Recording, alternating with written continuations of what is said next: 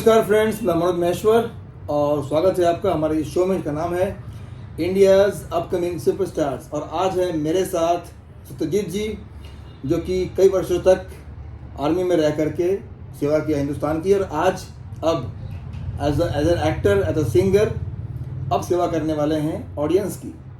तो स्वागत है आपका सत्यजीत जी, नमस्कार, कैसे हैं आप? Thank you sir, thank you. आपके बारे में हम कुछ जानना चाहेंगे। पहले हमारे जो ऑडियंस है, हमारे ऑडियंस और हमारे चैनल के ज़रिए हम चाहेंगे कि जानना कि आप कहाँ से बिलोंग करते हैं और क्या आपका बैकग्राउंड रहा। जहाँ तक मैं जाना है अभी कि आप आर्मी में थे, राइट? तो आप बताइए मुझे कि अपने बारे में कि कैसे खुद को आप इंट्रोड्यूस करेंगे। सबसे पहले सर मैं आपका बहुत ही शुक्रिया करता हूँ कि आपने मुझे मौका दिया MFI में जुड़ने का। अंदर से बहुत खुश हूँ मैं इस बात को लेकर। जहाँ तक मेरा अपना व्यक्तित्व है और जो मेरा पिछला जो मैंने देश की सेवा करते हुए 26 साल सेना को दिया है सर। क्या बात है, ये बहुत ही बड़ी बात है। सेना में रहते हुए जो मेरा अपना खुद का एक्सपीरियंस है, जहाँ पर मैंने सीखा है कि काम करने से कोई मरता नहीं। काम करोगे तरक्की भी होगी, सब कुछ प्राप्त होगा। तो इस काम के तहत ही मैं सोचा कि नहीं, मैं आज जो कुछ भी हूँ भारतीय सेना के वजह से हूँ, और अब मैं जो करना चाहता हूँ मुझे वो MFI में दिखा। मैं आपसे जब मिला, चाहे आपके मीडिया में जब आपके बारे में मैंने पढ़ा जाना, तो मुझे बहुत खुशी हुई और मुझे लगा कि नहीं, MFI मेरे लिए एक अपॉर्चुनिटी है, मैं कुछ कर सकता हूँ उसका। तो मैं बहुत ही मतलब ऐसा फील हो रहा था कि कब मिलूं आपसे, कितना जल्दी अपने आप को आपसे जोड़ सकूं। और आज ये मौका मुझे मिला है कि मैं आपके सामने हूं और अपनी बात कहने का मुझे अवसर मिला है। भारतीय सेना में 26 साल करते हुए मैंने जो समय गुजारा, उसमें बहुत अच्छे बुरे सभी अनुभव मेरे पास हैं। कारगिल में भी था मैं, कारगिल में भी सेवा देने का मौका मिला। Jammu Kashmir, Rajasthan border, China border, सब जगह मैं अपने आप को देश के लिए कर सका, ये मेरे लिए बहुत बड़ी बात है। और फिलहाल मैं Tata institute of fundamental research में एक सिक्योरिटी असिस्टेंट के रूप में काम कर रहा हूँ और आपसे जुड़ा हूँ। आगे फिर मैं चाहता हूँ कि MFI के माध्यम से और आपके सानिध्य में रहकर कुछ करने का मौका मिले। ये बहुत बड़ी बात है सत्यजीत जी कि आपने हमारे हिंदुस्तान के लिए, हमारे देश के लिए, मुझे मालूम है कि आपने बहुत सारी कुर्बानियाँ दी होगी। और इंडियन आर्मी में रहते हुए मुझे पता है, मुझे एहसास है, मेरे और बहुत सारे कुछ एक्टर्स हैं जो हमारे टीम में ऑलरेडी हैं, पहले से भी हैं, और मैंने उनकी भी कहानियाँ पढ़ी हैं और सुनी हैं उनके मुँह से। और मैं महसूस कर सकता हूँ कि सेना में रह करके आपने किस दौर से गुजरे होंगे और कैसे आप यहाँ तक पहुँचे होंगे। और 26 साल आप बहुत भाग्यशाली हैं और सैल्यूट है आपको। Thank you sir, thank you. क्योंकि मुझे ही मौका मिला कि मैं आपको मेरे इस चैनल के ज़रिए और MFI के ज़रिए हमारे ऑडियंस तक मैं आपको लेकर के आऊँ। Thank you so much. और विश्वास है मुझे कि अब वो दिन दूर नहीं जब आपको दिखेगा हमारे सत्यजीत जी में, इनमें ही इंडियाज़ अपकमिंग सुपरस्टार्स। तो ये जो मंच है, सुपरस्टार का जो मंच है, ये जहाँ आप बैठे हैं अभी, ये मेरा एक मिशन है, मेरा एक विज़न रहा है कि जैसे बड़े बड़े एक्टर्स के लिए बहुत से मंच बने हैं, बहुत सारे टॉक शो हैं, बहुत सारे पॉडकास्ट हैं, बहुत सारे वीडियोज़ हैं, लेकिन ऐसा एक प्रोग्राम हो जहाँ पर आप जैसे अपकमिंग टैलेंट, जिन्होंने शायद कुछ महीने पहले या कुछ साल पहले ये प्लान किया हो कि मुझे अब इस क्षेत्र में आगे बढ़ना है, तो बहुत ज़रूरी है एक एक्टर या सिंगर के लिए, क्योंकि आप सिंगर भी हैं, मुझे पता है, गाता भी हो थोड़ा। हम सुनेंगे, आपकी आवाज़ सुनेंगे। तो एक एक्टर या सिंगर के लिए बहुत ज़रूरी है पहले आपका ऑडियंस होना, क्योंकि आप आज के समय में इतना कमर्शियल हो गया सब कुछ। क्योंकि हम अगर जाते हैं मार्केटिंग करने कहीं भी अपने संगीत को, जिसमें आपने रिकॉर्डिंग किया है, तो अगर हम कहीं गए, टी सीरीज़ में गए या जी म्यूज़िक में गए, हमारे बहुत से गाने आए हैं टी सीरीज़ में, जी में, तो वहाँ अगर हम गए तो पहले पूछते हैं कि सिंगर कौन है।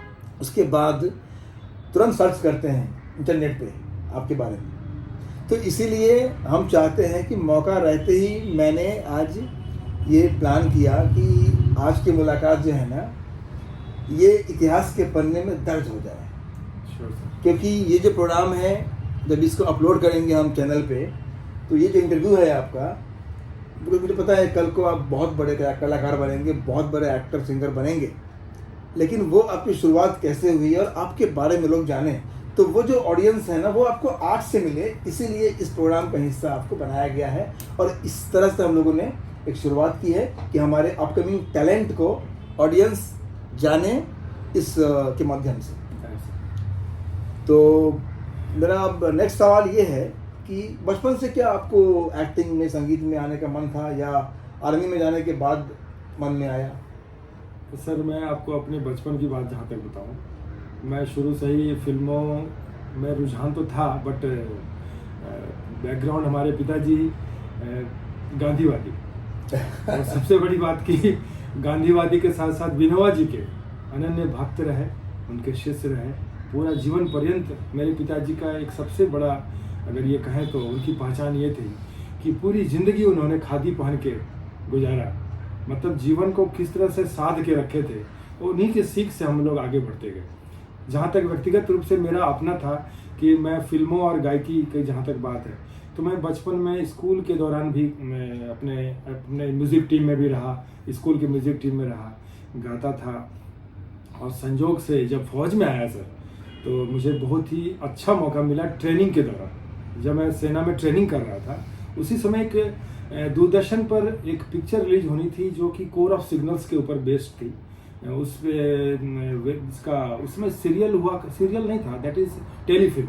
वो टेलीफिल्म जो था सर, वो उस टेलीफिल्म का नाम था यादों के चिराग। उसमें मुझे लगभग 5-10 मिनट का एक रोल मिला था, मतलब स्पाई के दौरान, जॉब के दौरान। अच्छा। मतलब सेना में जब मैं ट्रेनिंग कर रहा था उस दौरान, ये बात मैं बता रहा हूँ आपको, 98 की बात है सर। 98 में पिक्चर दूरदर्शन पर आई भी थी, फरवरी के महीने में 98 में।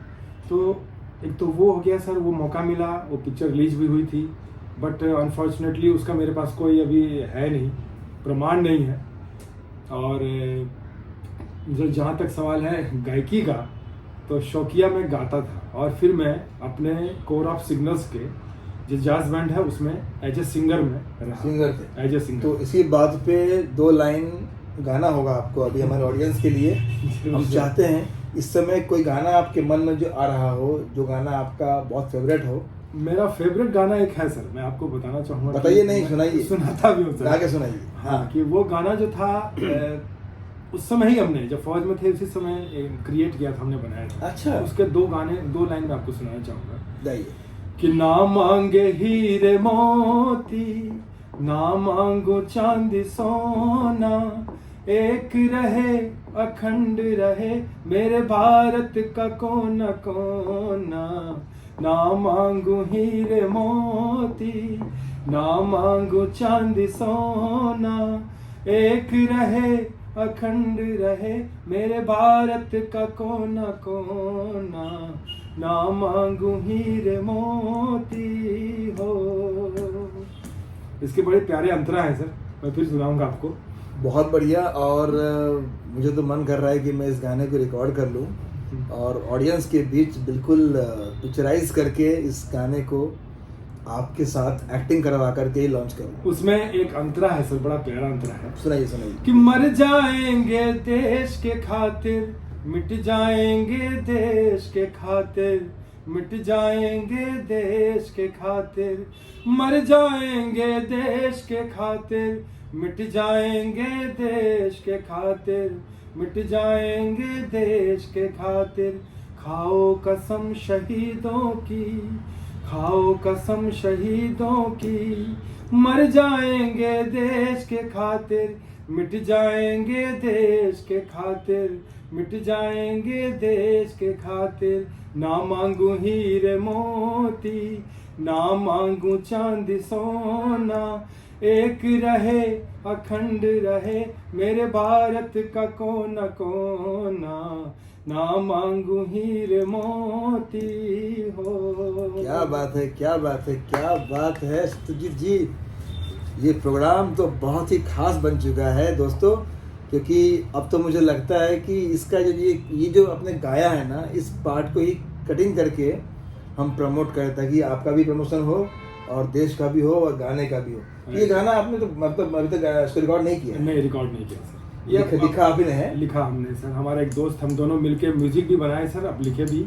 बड़ा अच्छा हिट हुआ सर, हमारे फौज में जब थे तो बड़ा हिट हो गया था ये गाना, फौज के अंदर ही। तो आप चाहते हैं ना कि ये हाँ, संगीत ये ये गाना जो है दुनिया में आए सर, लोगों तक पहुंचे? जरूर सर, जरूर। मैं चाहता हूँ कि ये चीज़ लोगों के सामने आए सर। अच्छा अच्छा। और ये कंपोजिशन भी आपने किया था? राइट सर, उसका हमने धुन भी हमने खुद बनाया था सर। चलिए, ईश्वर ने चाहा तो हमारी म्यूजिक कंपनी मन म्यूजिक एंटरटेनमेंट के जरिए ये संगीत और ये गीत आप ही की आवाज़ में देश तक पहुंचेगा, है ना? थैंक यू सदा होना होता है तो होता ही है।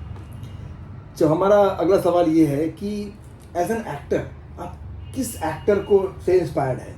अगर आपको हम बताएं कि किसी एक दो एक्टर का नाम लीजिए, चाहे वो नए हो पुराने हो, जिससे आपको प्रेरणा मिलती हो। मैं सर एक ही लाइन में कहूँगा कि हमारे अमिताभ बच्चन जी जैसा बढ़िया कोई नहीं है सर। मैं बताऊँ, एक छोटी सी स्टोरी है सर मेरी। मैं भाग के क्लास बंक करके उनकी पिक्चर देखने गया था। हमने भी देखी है इस तरह के। तो ये बात वो फिल्म का नाम क्या था? मर्द पिक्चर भाग के गया था। और जब मैं स्कूल से पिक्चर देख के आया तो मैं जब आ रहा था तो कॉलोनी में जो हमारे पड़ोसी थे उसमें एक दीदी थी, रीता दीदी नाम था उनका। वो समझ गई कि ये स्कूल नहीं गया था आज, ये पक्का कहीं बंद करके कुछ करके आया। तो मुझे पकड़ ली, वो बोली कि बेटा तू ये बता तू आ कहाँ से रहा है? मैं बोला दीदी किसी को बताना नहीं, मैं पिक्चर देखने गया था भाग के। और ये मैं बता रहा हूँ कब की बात है, when I was in 6th class, 6वीं क्लास में भाग के गया था देखने के लिए। मैं तो इतना ज्यादा मैं अमिताभ बच्चन जी को, मतलब क्या हो तो भगवान है, देवता है। Yes yes yes, he is next to God. हाँ। और खास करके अमिताभ बच्चन जी आज भी 81 प्लस के हैं। Yes. लेकिन डेडिकेशन और से डिवोशन, टाइम मैनेजमेंट और कमिटमेंट, क्या बताएं। एक समय में मैंने पढ़ा था अभी कि एक समय में जब आज से 20 साल या 25 साल पहले जब उन पे इतनी विपत्ति आई थी और उस समय वो जीरो हो गए थे, बैंकरप्ट। राइट सर, सही बोला। लोग कहते हैं कि तकलीफ में हूँ मैं, या फिर जो भी है, कि सोचे कि उस इंसान पे क्या बीती होगी जो इंसान एक पूरा लंबा युग देखा है सक्सेस का, और एज एन एक्टर उन्होंने कितना बड़ा जो है लंबा पारी खेली। और अचानक से आज से 25 साल, क्योंकि मैं जब बॉम्बे आया था 25 साल पहले, तो मुझे याद है कि उस समय 25 साल या 26 साल पहले, उस समय अमित जी का जो बंगला है वो गिरवी हो रहा था। लेकिन उस इंसान ने, अमिताभ बच्चन जी ने, फिर से एक बार जो है अपने आप को संभाला, और आज के समय में भी आप देखिए तो करोड़ों के लिए प्रेरणा है। तो ये नमन है अमिताभ जी को, हम सबकी प्रेरणा है। तो उम्मीद करते हैं कि अगर उनको भी आप प्रेरणा मानते हैं तो हम जो है कहीं ना कहीं उनकी छवि जो है अपने देखेंगे भविष्य में, आपके किरदारों में, आपके अभिनय में, आपके संगीतों में।